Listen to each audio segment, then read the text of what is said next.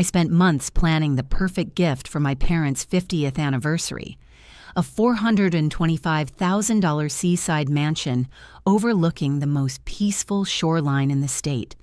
I imagined tears of joy, warm hugs, maybe even my father's awkward happy dance.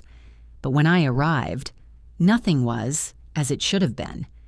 My mother stood in the doorway crying harder than I'd ever seen. My father didn't smile, he trembled. And inside the mansion I bought, my sister's family lounged around like royalty. Then her husband pointed at me and shouted, "Get out, this is my house." He had no idea what was coming next. Stay with us. This amazing story will leave you speechless. Before we get started, hit like, share, and subscribe, and drop your location in the comments. For most people, a 50th anniversary is just a milestone, a number on a calendar. But for my parents, it was proof that love can survive cold winters, empty bank accounts, and more sacrifices than anyone ever saw. I grew up watching them stretch every dollar like it was elastic, saving pennies in old cookie tins just so my sister and I could have shoes that fit. My father worked sunrise to sunset, and my mother cleaned houses on weekends, not because they wanted luxury, but because they wanted us to have choices they never had. I used to promise them that one day I'd pay them back for everything they silently gave up. So when I finally became successful, after years of grinding, failing, restarting, and climbing again, the first thing on my mind wasn't a new car or a designer bag. It was them, my parents, the two people who believed in me long before anyone else saw value in my dreams. I wanted to give them something permanent, something beautiful, something that said, "Rest now, you've earned it." And that's how I found the Seaside mansion. The moment I stepped onto the balcony and felt the wind rolling off the ocean, I pictured my mother sipping tea at dawn and my father lounging in a rocking chair while waves whispered below. It felt perfect. Expensive, yes, but worth every cent. I imagined surprising them with the keys, watching joy bloom on their faces like sunlight breaking through clouds. I imagined laughter echoing through the halls, my parents exploring each room with childlike wonder. I imagined a celebration, not extravagant but meaningful, filled with the peace they had been denied most of their lives. I truly believed this gift would bring our family closer than ever. Little did I know, it would do the opposite.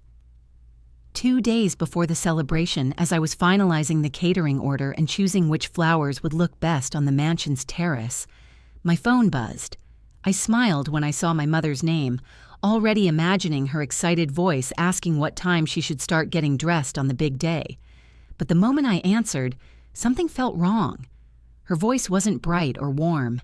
It was thin, shaky, like someone speaking while trying not to cry. "Sweetheart," she whispered, "are you still coming this weekend?" The question confused me. Still coming? I'd been planning this for months. "Of course I'm coming, Mom. Why wouldn't I?" I laughed, trying to lighten the mood. But she didn't laugh with me. There was a long silence, one that made my stomach twist. "Oh, good," she finally said. "Your father will be happy to see you."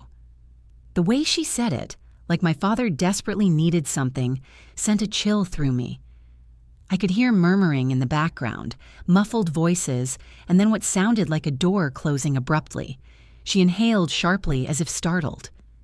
"Mom? Is everything okay?" "Yes," she said too quickly. "Everything is fine. Just get here safely, all right?" But it wasn't fine. My mother always spoke with gentle certainty, even when she lied about being tired or downplayed her own pain. This wasn't that. This was fear. Quiet, trembling fear hiding, under forced calm. Before I could press further, she added, "We'll talk when you arrive. I love you." And then the call ended. I stared at the screen, unease settling in my chest like a stone. My mother never rushed off the phone, and she never kept secrets from me, not ones that made her voice break like that. Something was wrong. Something she couldn't say. Something she needed me to see for myself. And suddenly, the mansion I'd bought as a gift didn't feel like a blessing anymore. It felt like a storm gathering right over my parents' heads. I didn't wait for the weekend. I packed my bag and left that night. By the time my car rolled down the coastal highway, the sun had just begun rising over the horizon, painting the ocean in shades of gold and soft pink. Normally, the sight would have calmed me, but that morning it only made my heart pound harder. I kept replaying my mother's strained voice in my mind, each repetition tightening the knot in my chest. When I finally turned onto the long stone driveway leading to the mansion, I forced myself to breathe deeply, hoping the beauty of the place would wash away my uneasiness. The house stood tall and elegant, its white exterior glowing in the early light. The wraparound balcony, the glass windows reflecting the sea, the garden lined with fresh lavender, it looked exactly as it had the day I bought it. Perfect, peaceful, a place built for rest and love. Yet as I pulled into the driveway, something felt off. The front door was wide open, swaying slightly in the breeze like a mouth mid-scream. That wasn't normal. My parents were meticulous about closing doors, my father especially. I stepped out of the car slowly, scanning the driveway. A car I didn't recognize sat crookedly near the garage, as if someone had parked in a rush. Another uneasy twist rolled through my stomach. The closer I walked toward the entrance, the heavier the air felt. The mansion was supposed to be silent early in the morning, but instead I heard faint thumps, voices, and what sounded like chairs scraping across floors. Inside was supposed to be my parents' sanctuary, yet all the noises suggested chaos. I hesitated at the doorway, half expecting my mother to greet me with a smile or my father to peek out with his usual shy excitement, but no one came. Instead, I stood there alone, peering into the place I had gifted as a symbol of gratitude, now filled with an energy that felt nothing like them. Someone was inside, and whoever it was didn't belong. I stepped over the threshold cautiously, calling out for my mother. My voice echoed down the hallway, bouncing off the marble floors and high ceilings. No response. Only more muffled movement deeper inside. My heartbeat thudded in my ears as I walked past the framed photos I'd hung just weeks earlier. My parents on their wedding day, my sister and me as kids, our old house with the crooked fence. They looked out of place now, like decorations in a stranger's home instead of my parents'. Then I saw her. My mother stood at the far end of the hallway, one hand pressed against the wall to steady herself. Her eyes were red and swollen, her cheeks streaked with tears she hadn't even bothered to wipe away. When she lifted her gaze and saw me, her lips trembled, not in relief, but in something closer to fear. She hurried toward me, but it wasn't the happy, welcoming rush I expected. It was frantic, desperate. She grabbed my hands tightly, her fingers icy cold. You shouldn't have come so early," she whispered. "Mom, what's going on?" I asked, my voice cracking. "Why are you crying? Who's here?" Before she could answer, she glanced over her shoulder, her expression tightening as if someone might appear at any moment. That alone told me everything. She wasn't free to speak. "We'll talk later," she murmured. "Just, please stay calm. Don't make this worse." Worse? What could possibly be worse than seeing my mother, one of the strongest women I knew, reduced to shaking whispers inside the home I bought for her comfort? "Where's Dad?" I asked. She hesitated. Just the mention of his name made her eyes well up again. She looked toward the living room and exhaled shakily. He's trying to keep the peace," she said quietly, a phrase no child ever wants to hear. My mother had always been the family's emotional anchor. If she was breaking, something unimaginable had happened here, something that made her afraid to speak, and whatever it was, I was about to walk straight into it. I tightened my grip on my mother's hand as we stepped into the living room, but nothing could have prepared me for the sight waiting there. My sister, Lana, lounged on the cream-colored sofa, the one I'd spent 3 hours choosing because it matched our mother's taste, like she was posing for a lifestyle magazine. Her legs were crossed, her hair perfectly curled, and her expression smug, as if she were the lady of the manor instead of an uninvited guest. But it wasn't her that made my blood run cold. It was her husband, Derek. There he was, sitting in my father's favorite armchair, my father's, leaning back with his feet propped on the glass coffee table, scrolling through his phone like he owned the place. On the floor beside him were bags, toys, half-eaten snacks, and a trail of belongings that clearly belonged to their kids. It looked like they'd been living here for days, weeks even. My father stood near the kitchen doorway, shoulders slumped, eyes glued to the floor. When he saw me, he gave a tiny nod, one that carried exhaustion, apology, and helplessness all at once. "What are you doing here so early?" Lana asked, arching an eyebrow. Her tone wasn't warm, wasn't grateful, wasn't even neutral. It was annoyed. Annoyed that I, the person who bought the mansion, had shown up. I stared at her in disbelief. "This is my parents' anniversary house. Why are you acting like it's yours?" She gave a short, humorless laugh. "Relax, we're just getting comfortable. Mom said we could stay for a while." My mother's grip tightened suddenly, and I realized she hadn't said any such thing, not willingly. Then Derek lowered his phone and looked directly at me, smirking. "If you want to visit," he said slowly, "you should call first. This place is a bit crowded for unexpected guests." Guests. In the home I bought. For my parents. His words hit harder than a slap. My parents stood silently trapped between politeness and fear, while Lana and Derek sprawled across the mansion like squatters with entitlement issues. That was the moment I felt the first spark of anger ignite. A spark I would no longer ignore. For a moment I couldn't speak. My mind struggled to process the absurdity of Derek's words. His house? The one I spent nearly $500,000 on? The one meant for my parents' peace, not his ego? The silence that followed was thick and dangerous, like the air right before a storm breaks. I stepped closer, keeping my voice steady. "Derek, move your feet off the table and get out of my father's chair." His smirk widened. He leaned back even further, folding his arms over his chest. "No." No. A simple word, but it hit like a brick.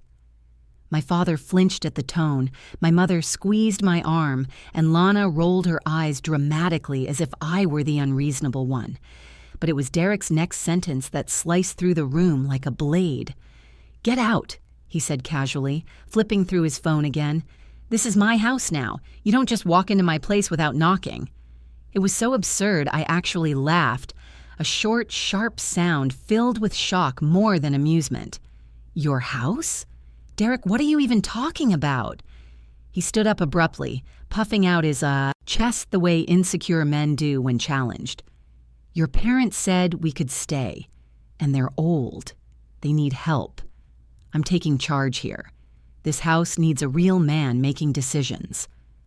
My mother inhaled sharply, tears returning. My father's hands shook at his sides. I stared at Derek, feeling anger surge through me like a rising tide. "You don't make decisions here. You don't speak to my parents like that. And you definitely don't claim ownership of a home that isn't yours." His face reddened, his voice rising with misplaced confidence. "You think money gives you authority? No, respect does. And clearly they respect me more." Lana chimed in smugly, "She's just jealous we got here first." That was it. The breaking point, the entitlement, the disrespect, the way they had slithered into my parents' lives and twisted kindness into control. It all snapped into clarity. If Derek wanted a confrontation, he had just earned one. My father had always been a quiet man, gentle, patient, the kind who spoke only when it mattered.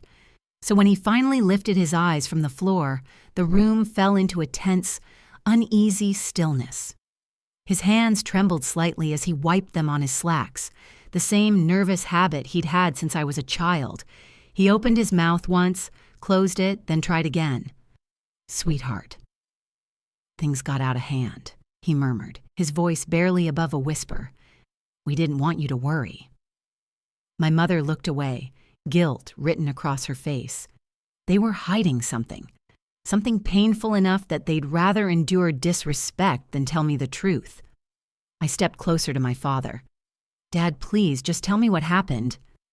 He exhaled shakily, glancing toward Lana and Derek, who stood silently now, arms crossed, daring him to speak. That alone told me everything about the dynamic in this house. My sister's eyes were cold, but Derek wore a smirk, confident my father wouldn't dare say a word. But he did. "They moved in last week," my father said, voice cracking. They said you wouldn't mind, that since you were busy, they could help us settle in. At first we thought it was temporary, but then..." His words drifted, but my mother finished them quietly. "But then they started acting like they belonged here," she whispered, "like we were guests in our own home." My stomach twisted, my jaw clenched. Every breath felt heavier. My father lowered his head. I didn't want to upset anyone. I didn't want to start trouble. The tremor in his voice shattered something inside me. They weren't just uncomfortable. They were pressured. They were intimidated. They were silenced in their own anniversary gift. And now, they were looking at me, hoping I would do what they couldn't. Lana always had a way of slipping into situations like smoke, quiet, subtle, and hard to grasp until the room was already filled with it. Growing up, she had perfected the art of making herself the victim, even when she was the one pulling the strings.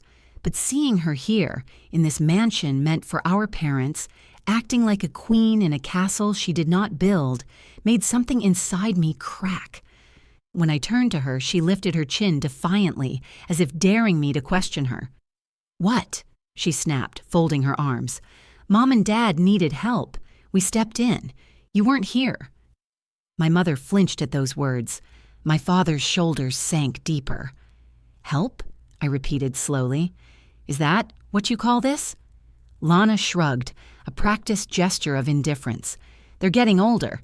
They need people who actually show up, not someone who throws money at problems and disappears." Ah, there it was. The motive. The envy she'd carried for years, dressed up as righteousness. She'd always resented the fact that my hard work brought success. Every promotion, every milestone, every achievement, she twisted them into evidence that I thought I was better than her. And now, this mansion wasn't a gift to her parents in her eyes. It was a trophy she felt entitled to claim. "You moved in without asking," I said, keeping my voice steady despite the fire rising inside me. "We didn't think we had to," she shot back. "Dad said it was fine. He didn't say no." My father looked up then, pain etched into the lines on his face. "Lana," he whispered, "we never said you could stay here permanently." She scoffed. "You didn't kick us out either." Derek smirked behind her, arms crossed, thrilled to watch her defend his stake. "You knew exactly what you were doing," I said, stepping forward. "You bullied them into silence." Her expression wavered for a heartbeat, just long enough for guilt to flicker through. But she swallowed it quickly, her voice rising defensively. "We deserve this place just as much as you do." "No," I said quietly. "This wasn't about deserving. This was about control, and Lana had finally grabbed the one thing she'd always wanted: power over our parents." I stood perfectly still for a moment, letting Lana's words hang in the air. Derek leaned back with that same arrogant smirk, certain he had gained some sort of upper hand. My parents hovered behind me, fragile and uncertain, torn between love and fear. But what Lana and Derek didn't know, what they never bothered to ask, was that I had planned this gift down to the smallest detail. Nothing about this house belonged to them. Not the furniture, not the land, not a single square inch of the property. So I reached into my bag. I pulled out a crisp folder, white, thick, professional. Derek's smirk faltered just slightly, replaced by confusion. Lana's eyes narrowed with suspicion. "What's that supposed to be?" she asked. "Proof," I said calmly. "Proof of who this house actually belongs to." I opened the ICE folder slowly, deliberately, letting each page shift with a soft whisper. First came the purchase agreement, then the deed, then the notarized documents verifying transfer of ownership, all of them stamped, signed, and legally binding, and every single one had the same names printed clearly at the top: my mother's, my father's, and mine as co-owner and financial guarantor, not Lana's, not Derek's, not even close. I placed the documents on the coffee table, right where Derek's feet had rested moments before. My father's breath caught. My mother pressed a hand to her mouth, tears rising again, but this time not from fear. You put our names on it?" she whispered. "Of course I did," I said, softening. "This house was always meant for you." Lana lunged toward the table, snatching one of the papers, scanning it with frantic eyes. This doesn't mean anything," she stammered. "Dad said we could stay." My father shook his head gently. "We never said permanently, Lana. We didn't know how to ask you to leave without starting a fight." Derek crossed his arms, voice turning sharp. "So what? You think waving paperwork around means you can just boss everyone here?" I met his glare evenly. "No," I said. "The paperwork means you have zero authority in this house. Not legally, not morally, not in any universe." Their expressions shifted instantly, from arrogance to realization to fear. The room fell into a brittle, dangerous silence, the kind that comes right before a dam finally bursts. Lana stood frozen, gripping the paperwork like it might suddenly rearrange itself and put her name on the deed. Derek's jaw clenched, his false confidence slipping as reality pressed in. My parents hovered behind me, hope flickering in their eyes for the first time since I arrived. And as I looked at all of them, something inside me shifted. For years, I'd tried to keep peace in this family. I had swallowed insults, ignored slights, accepted jealousy, and convinced myself that harmony mattered more than fairness. But standing in that living room, seeing my parents frightened in their own home, watching Derek's entitlement drip like oil across the floor, I knew silence wasn't kindness. Silence was surrender, and I was done surrendering. So I stepped forward, my voice calm but sharp enough to cut glass. "Enough!" The single word echoed through the mansion. Derek scoffed and looked away, but Lana flinched like she'd been struck. "You manipulated them," I continued. "You moved in without permission. You treated this house like your personal vacation home, and you let Derek talk to our parents like they were burdens instead of the reason we're even standing here." My mother reached for my hand, but I didn't stop speaking. "You think showing up first gives you ownership? You think taking advantage of their kindness makes you powerful?" I shook my head, slowly. "No, it makes you selfish, and it makes you cruel." Lana's face reddened. "I'm not cruel. I was helping. You're never around." "I'm always here when it matters," I said quietly. "Like right now, when Mom was crying on the phone, when Dad couldn't speak up for himself, when someone finally had to protect them from you." That hit her hard. Derek stepped forward then, puffing his chest out like a rooster preparing for a fight. "You don't get to come in here and blame us for everything. Your parents invited us." "No," I said, locking eyes with him. "They were too scared to tell you to leave." He froze, and in that moment, for the first time since stepping into the mansion, I felt the entire balance of power shift. The explosion wasn't loud. It was controlled, deliberate, and final, and it came from me. For a moment, Derek didn't move. His bravado flickered, replaced by something far less stable. Panic disguised as anger. Then, like a fuse, finally catching flame, he exploded. "Oh, give me a break," he shouted, throwing his hands into the air. "You walk in here thinking you're some kind of hero because you have money? You think that gives you the right to control everything?" His voice rose with every sentence, bouncing off the high ceilings and filling the entire mansion. My mother winced. My father lowered his head. Lana hovered near him, torn between defending him and shielding herself from the outburst she had clearly seen many times before. Derek wasn't just angry, he was unraveling. "You always act like you're above everyone," he continued, stepping closer, jabbing a finger toward me. "Well, guess what? Nobody cares how much you spent. This house doesn't make you special. It doesn't make you better." I held my ground, refusing to step back. His rage didn't scare me, it revealed him. "This house isn't about me," I said evenly. "It's about them. And you've treated my parents like intruders in their own gift." He laughed bitterly, pacing in a tight circle. "They needed help. They needed someone who actually shows up. Lana and I took care of things while you were off being successful." Lana's face paled. "Derek, stop." But he didn't. He couldn't. His ego was clawing wildly for control. "You're not kicking us out," he growled. "I won't let you. We've already settled in. We made plans. We're staying." There it was, the truth beneath the tantrum. He had seen the mansion as his ticket, his upgrade, his claim to status he never earned, and he wasn't giving it up without a fight. I raised an eyebrow. "You don't get to let me do anything. The law is not on your side, and neither is this family." Derek stopped pacing, stopped shouting. His eyes narrowed, darkening with a fury that had finally run out of excuses.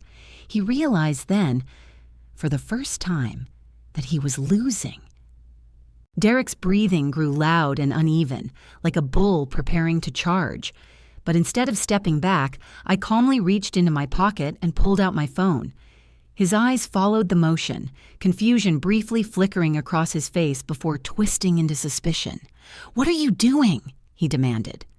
"Calling someone who can explain things to you," I said, scrolling through my contacts. My mother whispered my name in worry, but I squeezed her hand gently. "It's okay, Mom. I'm not starting trouble.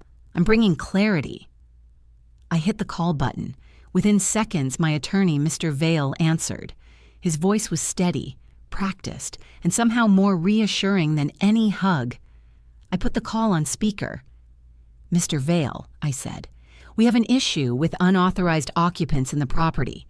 Could you explain the legal position?"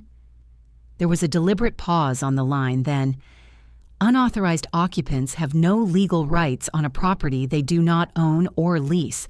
If they were not invited by all owners, and especially if their presence causes distress, they can be removed."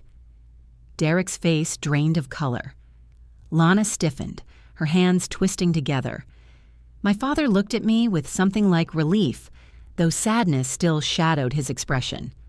"And," Mr. Vale continued, "if there is any intimidation, coercion, or exploitation involved, the owners are within their rights to request immediate intervention by local authorities or private security." Right on cue, footsteps sounded behind us. The mansion's contracted security team, 2 quiet, uniformed guards I had hired for my parents' safety, stepped into the room. They greeted me respectfully. "Ma'am, we received your alert," the taller one said. "Everything okay here?" Derek stumbled backward. "You called security? In our own house?" "Correction," I replied calmly. "My parents' house and mine." The security guards positioned themselves at a polite but firm distance, their presence shifting the entire energy of the room. Lana's eyes filled with panic. This is unnecessary." "No," I said gently. "This is finally necessary." For the first time since stepping into the mansion, my parents no longer looked afraid. They looked protected. The air in the room shifted again, but this time not with tension, with authority. Real, undeniable authority that Derek could no longer shout over.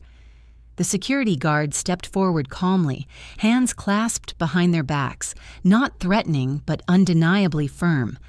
"Sir," one of them said to Derek, "we need you to gather your belongings. You and your family must vacate the premises immediately." Derek's face twisted into disbelief. "You can't be serious. This is a misunderstanding. My wife's parents are the legal owners," the guard replied evenly, "and they have not granted permission for you to remain." Lana's composure cracked. She turned frantically to our mother. "Mom, tell them we can stay. Tell them this is just a mistake." My mother looked shattered, torn, her heart pulled in two directions. But then, slowly, she straightened her back. She stepped forward, wiping her tears. "No, Lana," she said softly but firmly. "It's time for you to go." Lana froze. My father stepped beside my mother, nodding solemnly. "This is our home," he said, voice quiet but finally strong. We didn't have the courage to say it before, but we're saying it now. It was the first time I had seen them choose themselves over avoiding conflict. The weight of that moment tightened my throat. Derek, still clinging to the last threads of bluster, puffed up again. "You people are unbelievable. We were helping you. You're going to regret—" "Sir," the guard interrupted, "please collect your items." The finality in his voice crushed the rest of Derek's sentence. The children's toys were gathered. Their suitcases were zipped angrily. Lana cried in broken, frustrated gasps, blaming everyone except the man who put them in this position. Derek shot me one last hateful glare as he dragged their bags to the door. "You think you've won? This isn't over." I met his glare with calm certainty. "You're right," I said. "It's not over. It's just no longer happening in this house." The door closed behind them with a soft, definitive click, a sound that felt like reclaiming oxygen after being unable to breathe. They were gone. And for the first time since entering the mansion, peace began to seep back in. When the door closed behind Lana and Derek, the mansion fell into a stillness I had not heard since stepping inside. It wasn't empty. It was quiet. The kind of quiet that feels like a wound slowly beginning to heal. My parents stood in the center of the living room, unsure of whether they should sit, speak, or simply breathe. For 20 long seconds, none of us moved.